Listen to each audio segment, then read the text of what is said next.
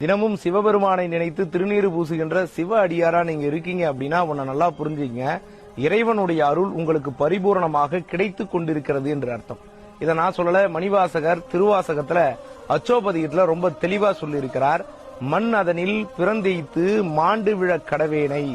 இந்த மண் உலகத்துல நான் பிறந்து பயனில்லாம அழிய போறேன், ஆனால் எண்ணமிலா அன்பருளி என்னை ஆண்டிட்டு என் எண்ணத்தில் கூட நினைத்து பார்க்க முடியாத அளவிற்கு இறைவன் எனக்கு அருளை செய்து என்னையும், நல்லா புரிஞ்சுங்க, என்னையும் சொல்றாரு, என்ன ஒரு ஆளா நினைச்சு என்னையும் தன் சுண்ண வெந்நீர் அணிவித்து தூய் நெறியே சேரும் வண்ணம் அண்ணல் என கருளியவாறு யார் பெறுவார் அச்சோவே.